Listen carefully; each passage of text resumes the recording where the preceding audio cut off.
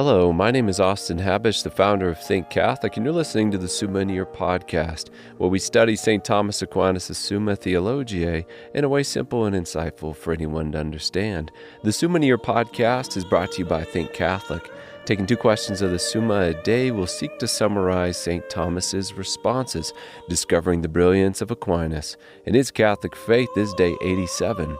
So let's get started. We're covering today questions 52 and 53 of the Prima Secundae, that is, of the increase of habits and how habits are corrupted or diminished. The translation that I always use in these podcasts is the one generously provided to me by Ave Maria Press, the 5-volume set translated by the Fathers of the English Dominican province, which you can now get at a discounted price from Ave Maria Press's site by typing in the code Summa 10. And so here we go. Article 1, whether habits increase. In many of these questions, St. Thomas will say that we will speak of the virtues later on, as if to tell us that the habits we will be treating of in this article and the one to come are not primarily concerned with habits like temperance, courage, justice, but habits like the habitual knowledge of a particular science or the quality of the body we call health. So looking at this first article, Aquinas first presents an objection from Aristotle that increase is normally within the category of quantity. However, habits are a quality, and therefore they cannot increase. St. Thomas's response is that habits can increase in their subjects' participation of them. Think of how fire could increase in a thing, both as it becomes more widespread as well as it increases in its intensity. So too a man can partake of a more extensive knowledge of Latin, let's say, or can recall and use that knowledge more quickly and efficiently. In this way, the habit is more intense in him. As St. Thomas says, insofar as equal science or health is participated more in one than in another, according to a diverse aptitude arising either from nature or from custom. And as the Gilby Summa will comment in this same article, in the case in point, A has a greater knowledge than B if A knows more than B, let's say particular rules of a particular science.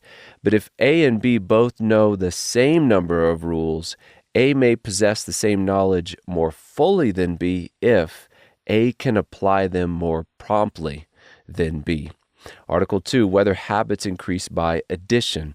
And habits can increase in the following way, according to Aquinas, taking science as our example. He says, science can increase in itself by addition. Thus, when anyone learns several conclusions of geometry, the same specific habit of science increases in that man.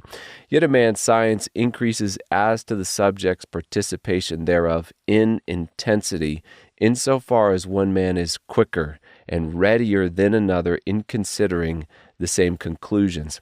And then in regard to other dispositions like health, and with the same question of whether it can increase by addition, St. Thomas concludes, as to bodily habits, it does not seem very probable that they receive increase by way of addition, for an animal is not said to be simply healthy or beautiful unless it be such in all its parts.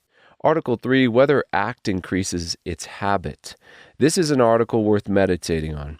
Aquinas says, not every morsel of food actually increases the animal's size, as neither does every drop of water hollow out the stone, but the multiplication of food results at last in an increase of the body. So too repeated acts cause a habit to grow. If, however, the act falls short of the intensity of the habit, such an act does not dispose to an increase of that habit, but rather to a lessening thereof. In other words, lesser acts of courage or charity do not increase a subject's participation or possession of those qualities. It does not increase their ease and the habit's corresponding act, or the expansiveness of that virtue within the subject. Just like lifting the same amount of weight in the gym is not likely to make one stronger. We have to conduct, in many cases, increasingly intense or greater in quality acts in order to increase their respective habit in us, the subject. And now on to question 53, how habits are corrupted or diminished. Article 1, whether a habit can be corrupted. Can we lose a habit entirely? Aquinas responds, the philosopher says that forgetfulness and deception are the corruption of science. Moreover, by sinning, A man loses a habit of virtue, and again, virtues are engendered and corrupted by contrary acts. So the habitual knowledge of Latin, for example, can definitely be lost over time, and this because the interior sense we call memory, by being bound up with the body, is susceptible to physical change and therefore can diminish over time. We can also be taught incorrectly and therefore corrupt the true knowledge we once had. Then in regard to the moral virtues or even physical health, we can succumb to our passions against the order of reason and so corrupt the virtue we once had, as well as lose the quality of health by sickness. For all these reasons, habits can be corrupted in us. Article 2, whether a habit can diminish. St. Thomas says, and since they, habits, increase through the same cause as that which engenders them, so too they diminish by the same cause as that which corrupts them. So again, the habitual knowledge of Latin can increase by learning Latin, by speaking Latin, by reading Latin, and therefore it can also decrease by doing none of those things, and also by learning incorrectly the language, learning it falsely. Health can diminish as well, just as virtue can diminish.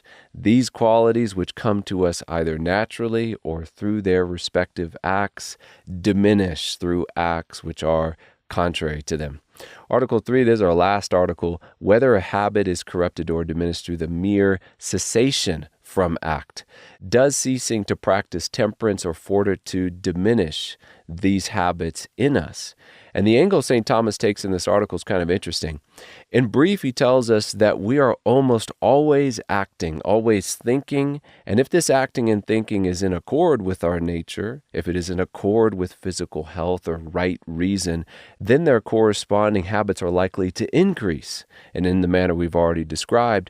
But if these actions are contrary to physical or spiritual perfection, then these habits will decrease. And the profound supposition contained within St. Thomas's response in this article is that, again, we are more or less always doing one or the other, that there is no standing still in the life of virtue or when it comes to habits in general. Right now, we are either increasing or diminishing these habits. So yes, in response to our article, habit is corrupted or diminished by mere cessation of its corresponding act, because in ceasing to do the virtuous act, we are likely right now undertaking the contrary kind of act. In St. Thomas's words, all habits that are gradually undermined by contrary agencies which need to be counteracted by acts proceeding from those habits are diminished or even destroyed altogether by long cessation from act, as is clearly seen